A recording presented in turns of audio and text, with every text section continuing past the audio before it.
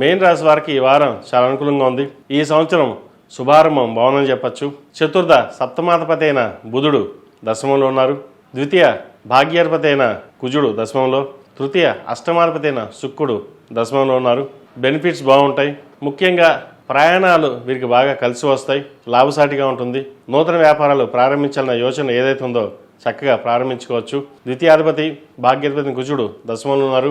రావాల్సిన ధనం ఏదైతే ఉందో వీరి చేతికి అందుకు వస్తుంది. మీ నిర్ణయాలు 10 మంది 10 రకాలుగా చెప్తారు. ఎవరు ఎన్ని చెప్పినా సరే ఒక నిర్ణయం మీరు తీసుకున్నారంటే అది మీ నెరవేరుతుంది. సంకల్ప బలం. జన్మరాశిలో శని ఉన్నారు, చక్కగా ఉన్నారు. జన్మరాశిలో శని మీరు అనుకున్న పని నెరవేరడానికి మంచి అవకాశాలు ఉన్నాయి. కుటుంబ స్థానం బాగుంది, చతుర్థ స్థానం బాగుంది. ఎప్పుడో కొన్న భూములకి కొన్ని రేట్లు రావడం అది కూడా బాగుంటుంది. సేల్ నడిస్తే నడుస్తుంది.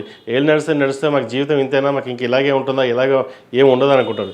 శని భగవానుడు నిజంగా చాలా మంచివారు. ఎందుకంటే కష్ట సుఖాన్ని మనకు అన్నీ నేర్పిస్తారు, చూపిస్తారు ప్రాక్టికల్గా.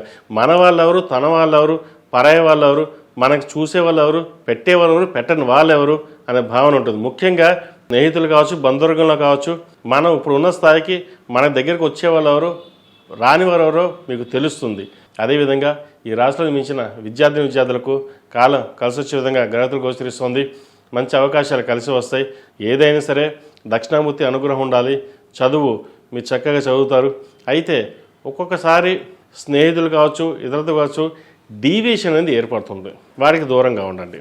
మనం తర్వాత చదువుదాం, లేదంటే చిన్నవే కదా మనకు వచ్చేస్తాయి అనుకోకుండా ప్రతి చిన్న విషయాన్ని క్షుణ్ణంగా పరిశీలించుకుని ముందుకు వెళ్ళడం చెప్పదగిన సూచన. అదేవిధంగా ఈ రాశిలో జన్మించిన స్త్రీలకు వృత్తి ఉద్యోగాల పరంగా, వ్యాపార పరంగా సానుకూలంగా ఉంటుంది. అయితే ఖర్చులు మటుకు అదుపులో ఉండవు. ఎక్కువ దోబరా ఖర్చు ఎక్కువగా ఉంటుంది. వచ్చిన లాభానికంటే ఖర్చు అధికంగా ఉంటుంది. అదేవిధంగా దూర ప్రాంత ప్రయాణాలు ఎక్కువగా చేయవలసి వస్తుంది. ప్రయాణాలు లాభిస్తాయి. ఏదైనా సరే గడిచిన సంవత్సరం కంటే ఈ సంవత్సరం ప్రథమార్థం నుంచి మెయిన్ రాశి వారికి చాలా వరకు అనుకూలంగా ఉందని చెప్పచ్చు. ఈ వారం అయితే మీరు చాలా అనుకూలంగా ఉంది. ప్రతిరోజు ప్రతినిత్యం హనుమాన్ చాలీసా, అదేవిధంగా విష్ణు సహస్రనామ పారాయణం చదవడం కానీ వినడం కానీ చేయండి, లేదా కాలభైరవ అష్టకం పఠించండి. ఈ ఏళ్ళు నడుస్తున్నప్పుడు ప్రతిరోజు కాలభైరవ అష్టకం పఠించడం అనేది చాలా విశేషమైనది. అది మీరు చదివిన తర్వాత మీకు తెలుస్తుంది ఎంత విశేషమైనది అది. ఏదైనా సరే దైవానుగ్రహం పుష్కలంగా ఉంది. ప్రతిరోజు దైవ కార్యక్రమాలు చేసుకుని, ప్రతిరోజు దేవుడు దండం పెట్టుకుని మీ ప్రయత్నాలు మీరు ప్రారంభించండి.